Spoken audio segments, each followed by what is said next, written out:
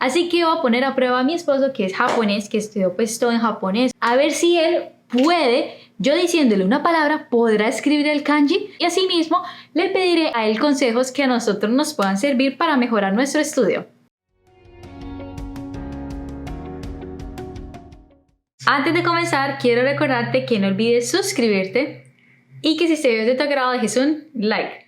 Asimismo, activa la campanita para que no te pierdas ninguno de nuestros próximos videos y lecciones. Konnichiwa, Misaki desu. Konnichiwa, Neko-sensei desu. Hoy vamos a hablar de un tema que para muchos, no diría la mayoría porque pueden haber excepciones, es bastante complicado, como son los kanjis. Como extranjero, claramente esto es algo que nos coge de sorpresa, pero incluso a los japoneses también les toma su tiempo. Así que voy a poner a prueba a mi esposo, que estudió pues todo en japonés, su primaria, su secundaria, su universidad, su maestría, a ver si él puede, yo diciéndole una palabra, podrá escribir el kanji, y asimismo le pediré a él consejos que a nosotros nos puedan servir para mejorar nuestro estudio. Así que sin darle más largas a esto, comencemos. La idea de este video viene por un video que realizaron con abuelitos japoneses.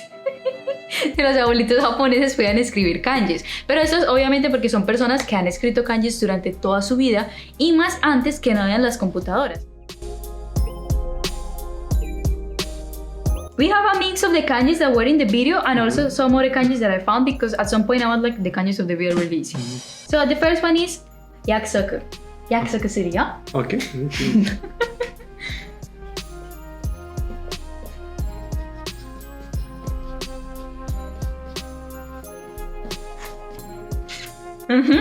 Mite kudasai. Yeah. Hi. Okay, so the next one is soshiki. Okay. Shiki is easy.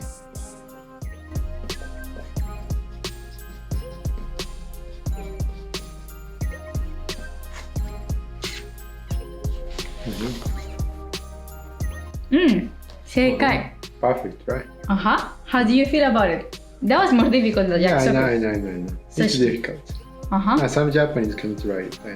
I was very good at writing Chinese character when I was a kid, so. Yeah. So we asked the wrong person. We should just go outside and ask someone that we don't know that may be bad. Yeah. Okay. I think that the difficulties when it comes to those kanjis refers, for example, to this like additional line, and also like if it's ito, if it's going to be thread, or if it's going to be another like an anti-radical. Those things are really interesting. What do you feel like what was your biggest difficulty when you started learning kanji? For example, as a kid, you felt tired of studying all those kanjis? Was one point you're like, I hate these things? No, or... I like it. You like it? Why? Because it's just remembering. But what I hate was like nani kanmuri, like a brochure. The radicals. The radicals. So if you want to take a test of kanken, so you need to know the nani hen, but it's not useful for our daily life. Yes, to know those names and those things, no.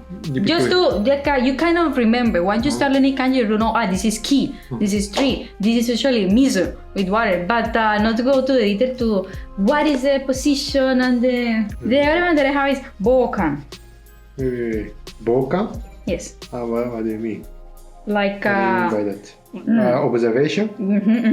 Okay. Yeah. Oh! Like this. I know.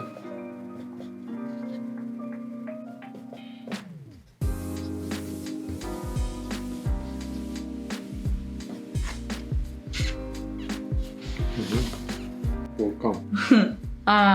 What happened before? Something strange happened in your mind before. So bokan means seeing it from the side. So, Yeah, observation. so this katawara, so side and the middle.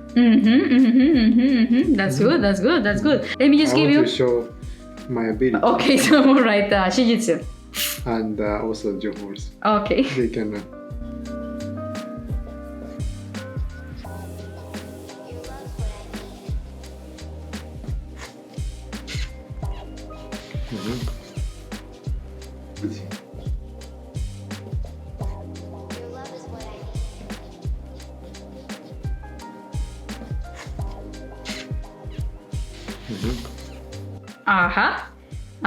Shijutsu.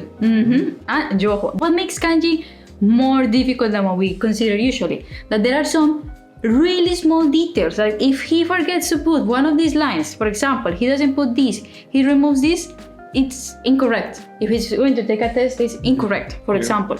If he doesn't put this and he only puts this, it's incorrect. So that's why it can become really extreme when you are learning really difficult kanjis and the detail, it's really small, but it can have a different meaning or it's just going to be incorrect. How many years did you study kanji in the school actually? For 6 years, so mostly because during that time, so I wrote a lot of Chinese character, like 10 Chinese characters every day in like notebooks. In elementary school, it was required to submit as homework, and also every day I had like a Chinese character test. So that's why we have to learn it. And also, if I learn something new beside that, like beside the Chinese character required to write, I can get the additional point. Oh, so for example, if you saw like any announcement in the street and you see, oh, what is that kanji? And they tell you that kanji means Nico, and you're like, oh. So yeah, so that's why I was a little bit obsessed with Chinese character at the time. What advice do you have for people that are just starting to learn kanji? Because you know, when a foreigner and you start learning Japanese, you're already like 20, 30, 40 or 15 or even you're 10, but you're not living in Japan. So for example, what advice can you give to someone if they want to start learning kanji? Actually, I think if you want to master Chinese character, you have to write it down many times.